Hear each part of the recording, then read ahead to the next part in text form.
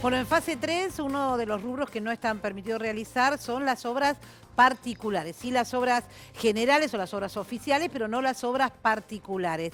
La construcción ha sido uno de los rubros muy afectados en esta pandemia. ¿No es así, Miguel? ¿Qué tal? Buenas tardes.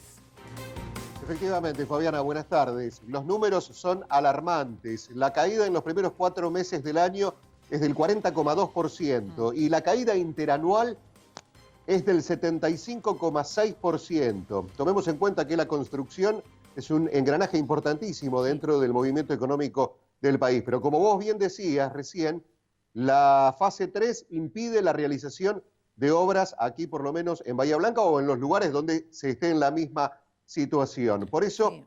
el presidente Alberto Fernández recibió un informe que fue pedido por la Cámara Argentina de la Construcción junto a otras entidades vinculadas para tratar de ver cómo reactivar esta parte del motor económico del país a partir del momento en el cual la pandemia culmine. Este es el informe y les Dale. contamos cuáles pueden ser las medidas que se van a llevar adelante. Autoridades de la Cámara Argentina de la Construcción, Camarco, mantuvieron una reunión virtual con el ministro de Desarrollo Productivo, Matías Culfas, y con el secretario de Asuntos Estratégicos, Gustavo Vélez, a quienes presentaron un plan de reactivación, apoyado en la construcción privada y con una serie de pilares. El programa fue desarrollado conjuntamente por la Cámara Empresaria de Desarrolladores Urbanos, CEDU, la Asociación de Empresarios de la Vivienda, AEB, y la Unión Obrera de la Construcción, UOCRA. El diagnóstico presentado indica que la construcción privada representa el 70% de la actividad del sector y requiere poco aporte estatal, aunque sí necesita incentivos para recomponer la atracción del inversor. A cambio, hablan de un impacto en la recaudación fiscal directa e indirecta, equivalente a un 50% de la inversión, y de un efecto casi inmediato en la creación de trabajo. Hasta mayo, se perdieron 150.000 empleos directos registrados, lo que implicó una caída del 40% interanual. En este sentido, proponen medidas en 3 etapas que buscan sostener la producción y reactivar y crecer. En principio, desde el tercer trimestre, proponen que haya préstamos de emergencia para reactivar obras en curso utilizando boletos y adhesiones a fideicomisos de desarrollo.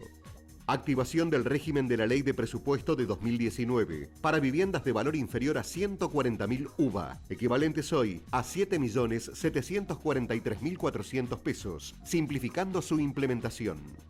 Desde el cuarto trimestre, creación de un vehículo para inversión en construcción o sociedad simplificada de construcción, con incentivos a inversores y familias con efecto fiscal positivo. Impulso al crédito hipotecario según coeficiente de variación salarial, CBS, para el tomador, con un fondo anticíclico de compensación de eventuales descalces entre el coeficiente de estabilización de referencia, el CER, y el CBS. Para el año 2021, exteriorización de pesos para flujo de inversiones en obras nuevas y construcción. Ley de vivienda que incentive la inversión permanente en vivienda para venta, alquiler o leasing para sectores medios y que difiera el pago de ganancias sobre el aporte del terreno. Aportes previsionales para financiar compra de viviendas, similares a programas puestos en marcha en Brasil y México. Créditos hipotecarios implementados contra posesión del inmueble. Y mientras escuchaba el informe me preocupaba muchísimo la cantidad de fuentes de trabajo que se pierden, porque detrás de cada de esos números que vos brindabas hay muchas familias que no tienen trabajo, que tienen las necesidades básicas sin cubrir.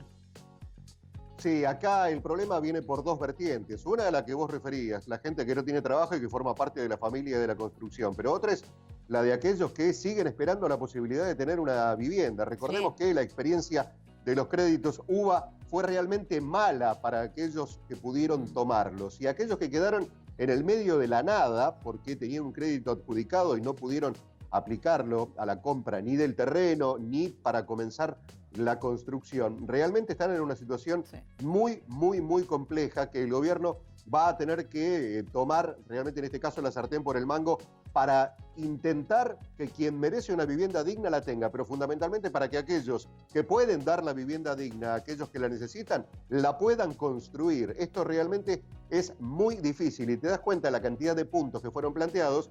Esto se plantea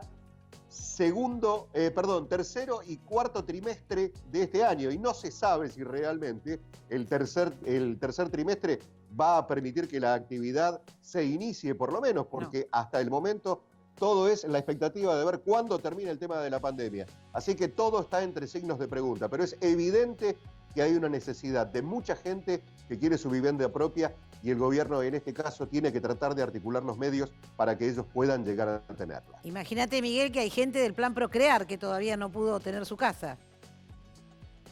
Efectivamente, Fabiana, y cuando uno pasa por los terrenos aquí en la ruta, yendo como para Bosque Alto, uno se imagina el lugar donde tendrían que estar todas esas viviendas, de lo cual no se sabe absolutamente nada. Eso cada día está sufriendo un deterioro, además, porque no tiene un cuidado estricto el terreno, y hay mucha gente que todavía no sabe qué pasó con esos lugares. Si bien algunos dicen que ya tienen adjudicado terreno y demás, no se ve ningún tipo de movimiento al respecto.